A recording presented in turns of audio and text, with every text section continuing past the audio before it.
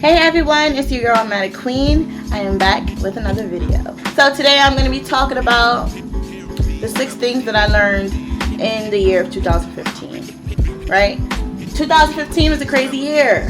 It was a lot of stuff that has happened in this past year with the world, entertainment, everything. I try to uplift and inspire people through my own stories. It's the only thing I can tell you is from based on my experiences in my year 2015. I measured 2015 from February to now. Yeah, there's January in the year, but 2015 really started for me in February. First thing that I've learned in 2015. You are stronger than you realize, or you think, okay? I've pretty much grown to become a stronger person, and I am the strong woman that I am today because I was surrounded by beautiful, black, strong women. And I wouldn't be who I am today if it wasn't for them. So, shout out to them. You don't realize how strong you are until you are put in a position where you have no choice but to be strong. And it's crazy because you don't usually know how you're going to make it through. Looking at myself from February, who I was in February, and who I am now is 2 different people. Like, I'm not going to lie. A couple of months ago, I was crying myself to sleep every single night, stressing. I relieve my stress through my hair. So that's why I lost hair, because that's where my stress is relieved. And trust me, I was stressed out. Amazing. That's the thing. You don't know how strong you are until you have no choice but to be strong. And I say this because I had a conversation with one of my best friends, actually, and like I was talking to her about what's going on, you know, and she stopped and said, "You're the strongest person I know." But I turned around and said the same thing to one of my closest friends who's going through situations, and I'm like, damn, you don't realize how strong you are as a person, mentally, physically, and emotionally, spiritually, everything, because you've gone through so much, and you're just like, damn, like I don't even know how I'm gonna make it through, you know. And it's a curse, but you don't realize how strong you are until you are really put in a position to be nothing less but strong. You can either, like my boyfriend said this to me, when the going gets tough, the tough gets going. And that's exactly what happened. Shit got real in February, and December, I'm a whole nother person. Like I've learned, and I've been by myself. I don't want to say I've been by myself. Like I've had people that, I'm not speaking literally, you know what I'm saying? Like I've had people that have been there and who have helped me, but I'm not gonna front. That's another thing. I'm gonna make it 7 things that I've learned. You know why I'm saying 7? Because it's something that I feel like was my biggest lesson of 2015, you know? So I'll say 6 things and then 7. You will never know how strong you are. You will probably always doubt yourself about your strength or whatever else it is, you know? And I struggled with, you know, entering my adulthood in my womanhood as a woman, and my, you know, claiming my identity.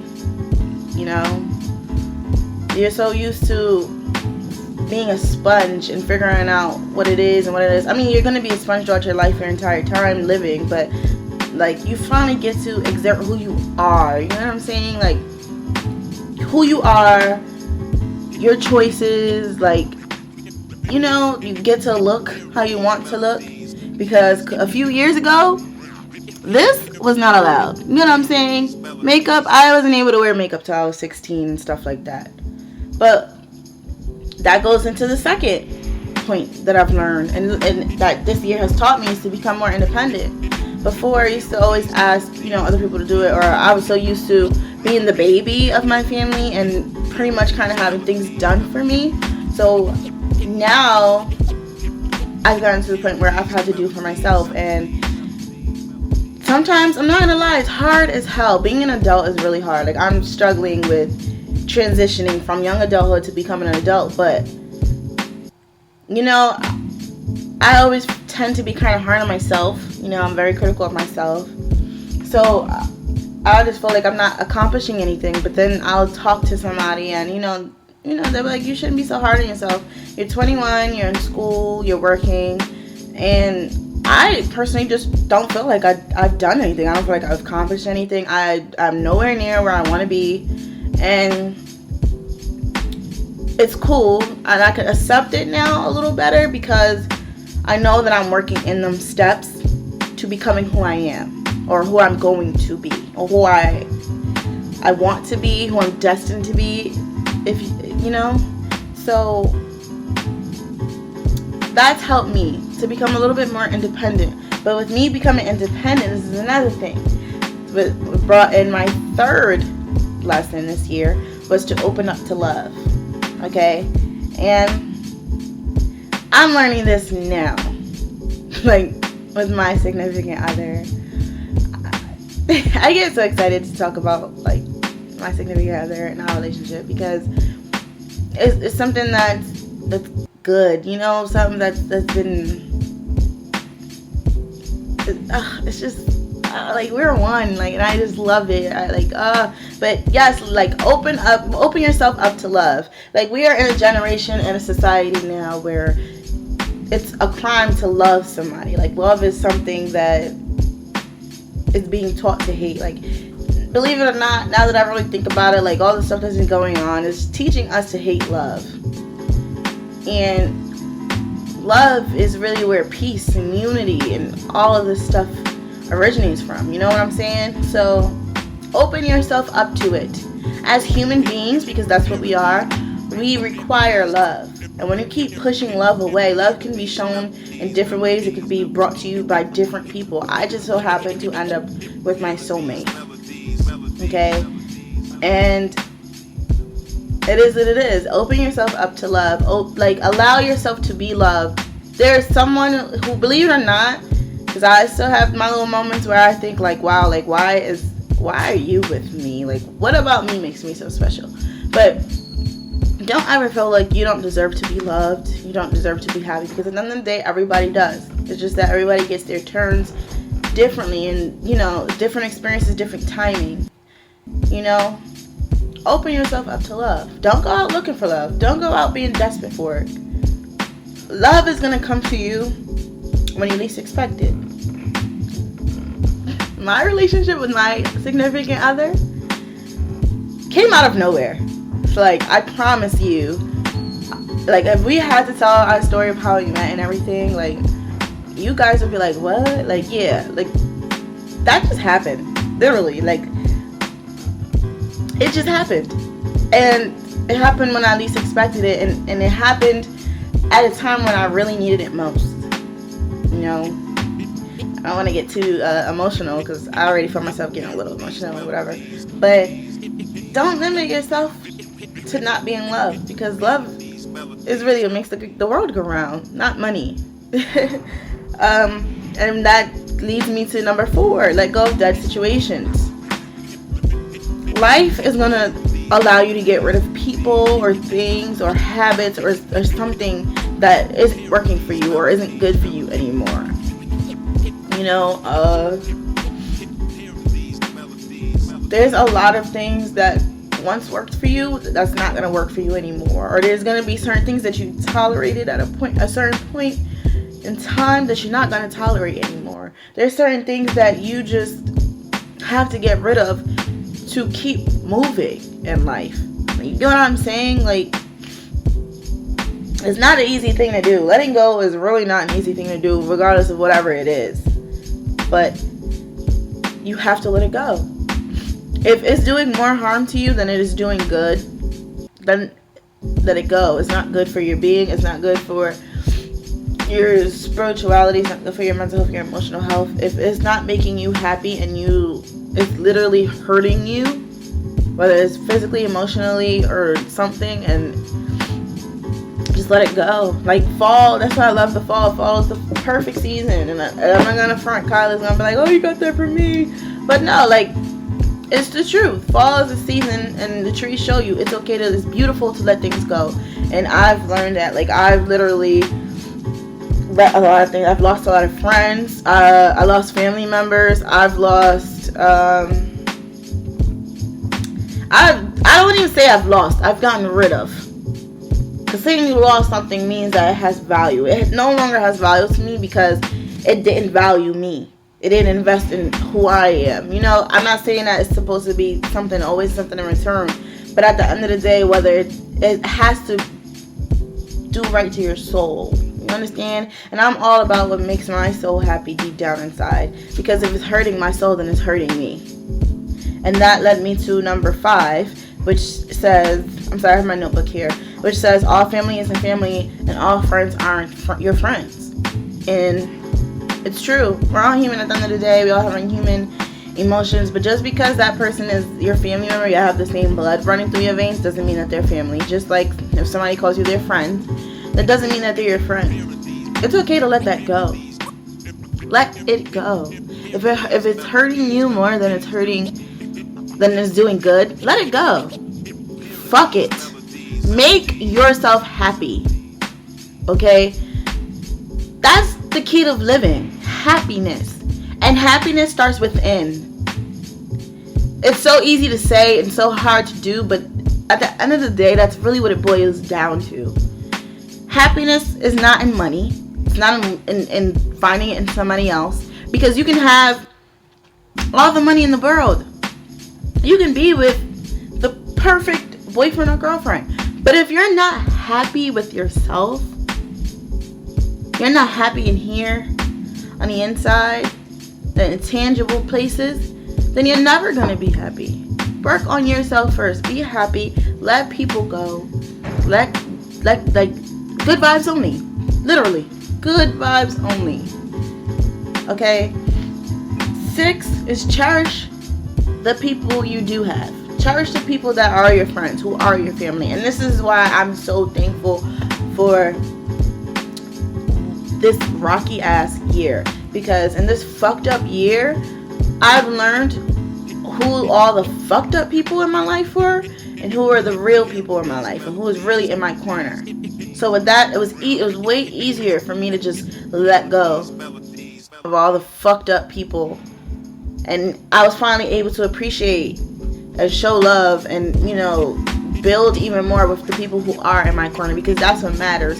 The people who are there, the people who support you, the people who look out for you, who ask you if you're okay, the people that ask you if you ate, the people who you don't have to talk to every day, but if you ever need them, no matter what, they will still be there for you. The person who will stay on the phone with you and just listen. It don't have to be any money related to it.